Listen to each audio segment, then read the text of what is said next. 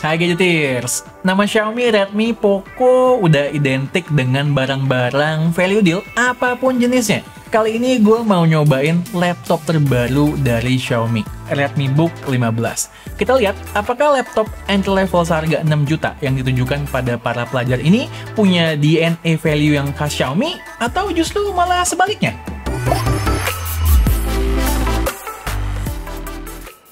Di beberapa market di luar negeri, nama laptop ini Redmi Book e-Learning Edition. Sementara di Indonesia, Redmi Book 15 aja.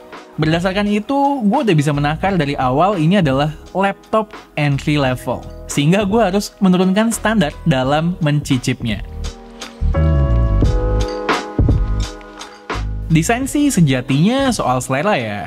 Gue suka banget tongkrongan dari Redmi Book 15 ini. Minimalis ke MacBookan dengan finishing matte yang sesuai dengan selera desain gue di 2021 ini.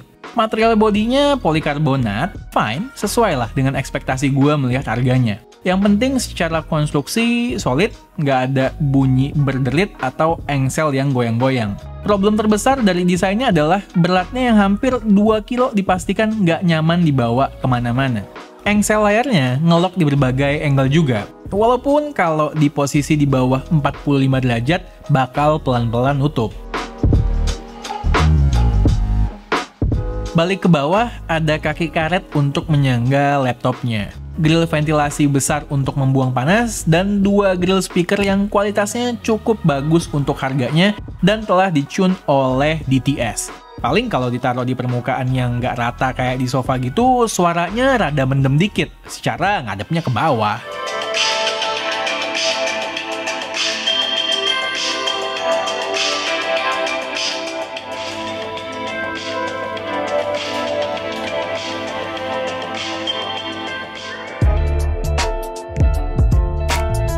Di kiri dan kanan ada inputs yang cukup lengkap. Charging port 65 watt dengan indikator LED, 2 USB 3.2 Gen 1, HDMI 1.4, USB 2.0 Type A, jack 3,5 mm, slot SD card, RJ45 port, dan lubang Kensington lock.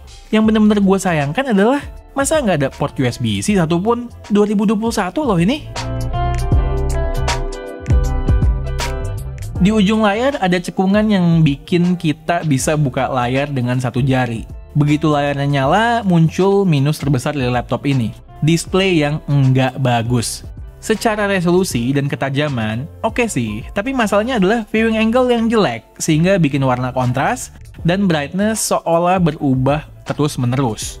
Ada satu angle di mana layarnya oke, tapi geser dikit langsung bubar.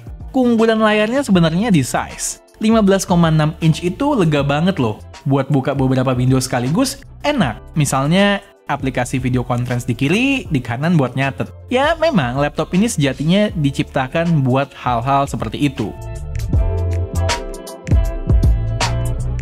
Di atas layar ini ada webcam yang kualitasnya sekedar ada aja lah. Ini gue lagi di studio, jadi lightingnya cukup proper. Tapi lumayan ada backlight di sana sini. Jadi kurang lebih kualitasnya seperti ini.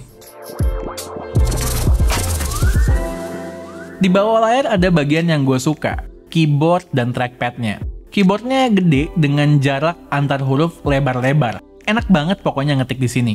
Mungkin bagi sebagian orang ketiadaan backlight di keyboard bermasalah, tapi gue nggak terlalu sih. Trackpadnya juga asik, gede banget.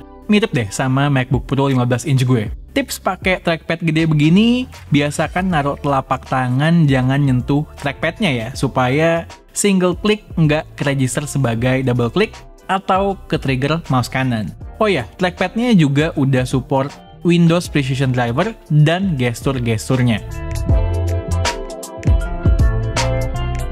Secara performa, di atas kertas sih udah cukup oke harusnya. Ketika gue benchmark di ruangan kerja gue yang ber-AC, angka-angka benchmarknya pun bilang demikian. Walaupun begitu, gue sering merasakan throttling ketika kerja di ruangan non-AC karena panas internal yang berlebih, sehingga ketika buka multiple tabs di browser sambil buka Word misalnya, bakalan ngerasain delay-delay yang cukup ganggu. Di sini juga gue nggak pakai buat main game berhubungan masih i3 kan, dan masih pakai integrated Intel UHD graphics.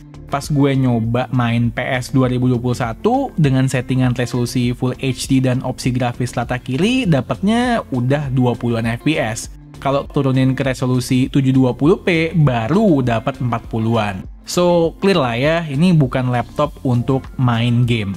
Buat main game seperti Football Manager masih oke, tapi ya opsi grafisnya set ke low aja. Just info, dengan spek begini, ngedit video di aplikasi macam Premiere udah nggak nyaman juga. Secara baterai, kita dikasih 46 Wh. Dipakai untuk kerja, nonton, browsing, kira-kira bisa tahan sekitar 8-10 jam. Dalam keadaan nggak nyala, ngecharge dengan charger 65 wattnya, dari 0 sampai 100 butuh waktu kurang lebih 1 jam.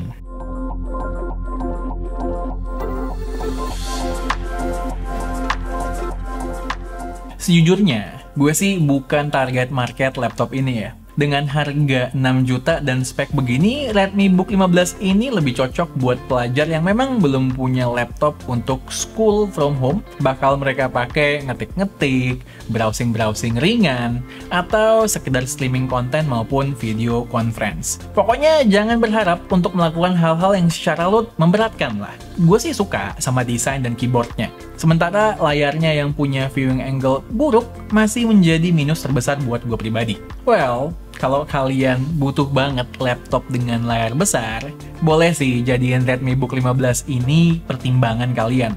Tapi, kalau kalian bisa hidup dengan layar yang lebih kecil, dan bisa nambah budget sedikit, masih ada beberapa laptop lain yang kualitas layarnya lebih bagus dengan performa yang lebih tinggi pula di rentang harga ini. As always, kalau kalian suka dengan video kami, boleh klik like, share, dan subscribe. Jangan lupa nyalain icon bell di bawah supaya kalau kami posting video terbaru, kalian langsung tahu, dan tunggu racun-racun kami yang berikutnya.